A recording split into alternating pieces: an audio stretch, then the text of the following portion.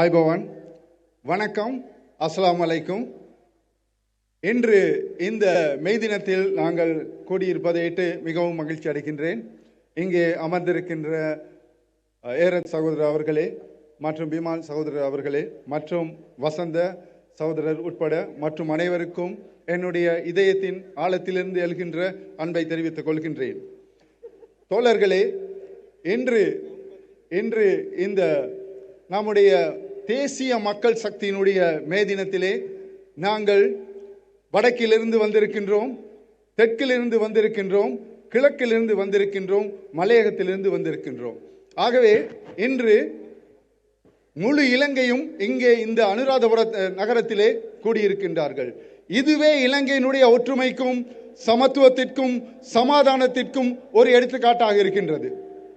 அதமே එකතු වෙලා ඉන්නවා උතර සිට දකුණ සිට නැගෙනහිර ඒ වගේ කඳුකර මලයගම් සිට.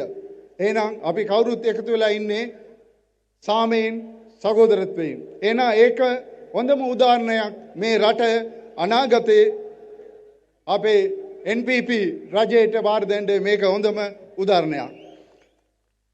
தோழர்களே, இந்த நான் மலையகத்தை சார்ந்தவன், மலையக தோட்ட தொழிலாளர் பரம்பரையிலிருந்து வந்தவன். ஆகவே இந்த மலையக தோட்ட தொழிலாளர்கள் உங்களுக்கு தெரியும், இன்று ஏற்கனவே வசந்த சகோதரர் அவர்கள் சொன்னார், இன்று மிக நீண்ட கால போராட்டத்தின் பின் 1700 ரூபாய் சம்பளம் தருவதாக ரணில் விக்ரமசிங்க அறிவித்திருக்கிறார் கொட்டகலில் நடந்த மே தின விழாவில். உங்களுக்கு தெரியும், இது பல வருடங்களாக தொழிலாளர்கள் போராடி பெற்ற ஒரு போராட்டத்தினுடைய பெருபேறு. இது தொழிலாளர் போராட்டத்தின் பெருபேராக இருக்கின்றது. அதே வேளை எங்களுடைய தேசிய மக்கள் சக்தியினுடைய அழுத்தம் தான் இந்த 1700 ரூபாய் கொடுப்பதற்கு அவர்கள் சம்மதித்திருக்கின்றார்கள். ஆனால் ஒன்றை நாங்கள் ஞாபகம் வைத்துக் கொள்ள வேண்டும், இந்த 1700 ரூபாய் என்பது இப்பொழுது கெசட் பண்ண ஆயத்தமாகிக் கொண்டிருக்கின்றார்கள்.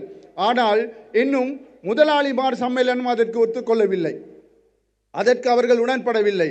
இது ஒரு பக்கமான கருத்தாக இருக்கின்றது, அரசாங்கத்தினுடைய கருத்தாக இருக்கின்றது, தொழிற்சங்கங்களுடைய கருத்தாக இருக்கின்றது.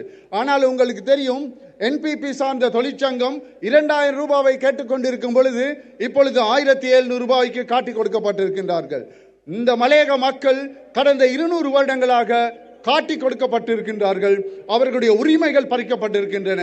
சமூக, பொருளாதார, அரசியல் உரிமைகள் பறிக்கப்பட்டு இந்த நாட்டிலே அடிமைகளாக இருக்கின்றார்கள்.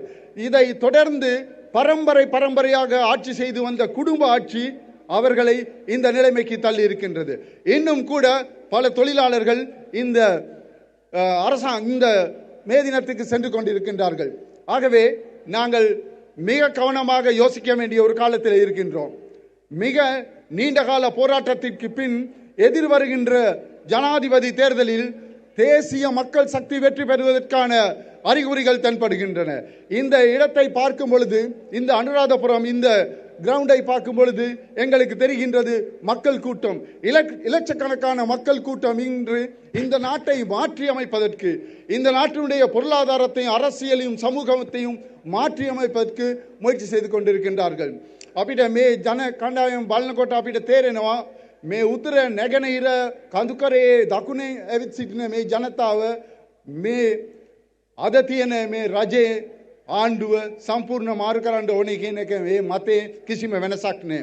අපි කවුරුත් එකතු වෙලා ඉන්නවා. අද ಜಾති ભેදෙන් තොර, ආගම් ભેදෙන් තොර, සිංහල, දමිළ, මුස්ලිම් හැම කෙනෙක්ම අපි එකතු වෙලා ඉන්නේ මේ රජය වෙනස් කරලා අපි අලුත් රජයක් පිටවන්න. ඒ රජය මා ජනතාවගේ රජය, ඒ රජය ඔබේ රජය, අපේ රජය. ඒ නිසා අපි කවුරුත් එකතු වෙලා ඒ ගමන යන්න අපි ලෑස්ති වෙන්න ඕනේ. අපිට තව තියෙන්නේ කැටි කාලයක්, மாச 3-4 வித்தராய் අපිට තියෙන්නේ.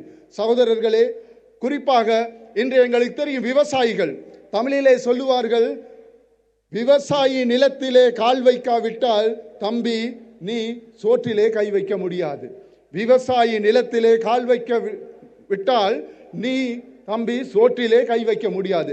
ஆகவே விவசாயினுடைய அந்த உழைப்பு தான் நாங்கள் சோறு சாப்பிடுவதற்கு காரணமாக இருக்கின்றது. தமிழை කියවනක් තියෙනවා, ගොවියා මඩබිමේ කකුල තිබ්බ නැත්නම් ඔබතුමාලාට බත් කෝපේ අත තියන්න බෑ. එහෙනම් ගොවියා ඒ මඩගොවේ මඩෙන් වැඩ කරන නිසා තමයි අපි වත් කන්නේ. එහෙනම් ගොවි ජනතාව, ඒ වගේ ගොවි කම්කරුවෝ, ඒ වගේ ජීවර ජනතාව, දීවර කම්කරුවෝ අපි ඔක්කොම එකතු වෙලා මේ මේ දින සටන අපි තවත් ඉස්සරහට ගෙනියන්න ඕනේ. මේ දින ගැන කලින් අපේ සහෝදරවරු හොඳට පැහැදිලි කරා.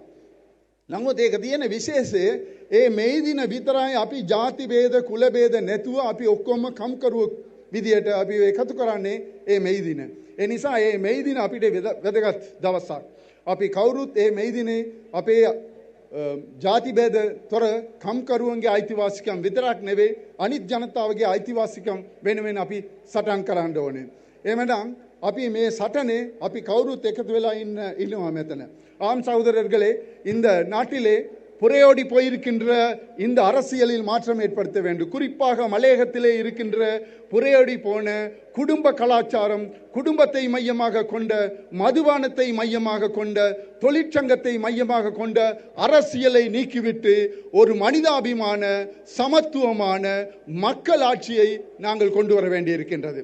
இன்று நீங்கள் இந்த மெய் தினத்திற்கு பார்த்தால், நான் கண்டியிலிருந்து புறப்படும் போது ஒரு கட்சி சொல்லுகின்றார்கள், எங்களுடைய மெய் தினத்துக்கு வாங்க நாங்கள் ஒரு பஸ்ஸுக்கு 20 போத்தல் தருவோம் என்று. இன்னொரு கட்சி சொல்லுகின்றார்கள், எங்களுடைய பஸ்ஸுக்கு வாங்க நாங்கள் 25 போத்தல் தருகின்றோம் என்று. ஆனால் இங்கே வந்திருக்க நீங்கள் எந்த போத்தலுக்காகவும் எந்த நன்மைக்காகவும் எந்த காசுக்காகவும் வரவில்லை.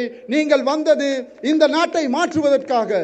நீங்கள் இங்கே வந்தது மெய் தினத்திற்காக மட்டுமல்ல, இந்த நாட்டை மாற்றி ஒரு நல்லதொரு ஆட்சியை உருவாக்குவதற்காக நீங்கள் வந்திருக்கின்றீர்கள். அதை உதயமாம පිටත්වෙනකොට නුවරින් මට ආරංචි වුණා, එක පක්ෂයක කිව්වා අපේ බස් එකට එන්න බෝතල් 20ක් දෙනවා කියලා. තව පක්ෂයක් කියනවා නෑ නෑ අපේ බස් එකට එන්න බෝතල් 25ක් දෙනවා කියලා. එහෙමනම් සහෝදරවරුනි, අපි මෙතනට ඇවිල්ලා ඉන්නේ බෝතල් වලට නෙවෙයි, බත් පාර්සල් වලට නෙවෙයි.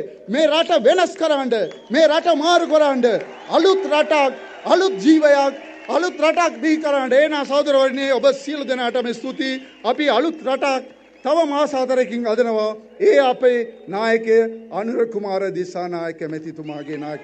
බොහොම ස්තුතියි. නன்றி, வணக்கம்.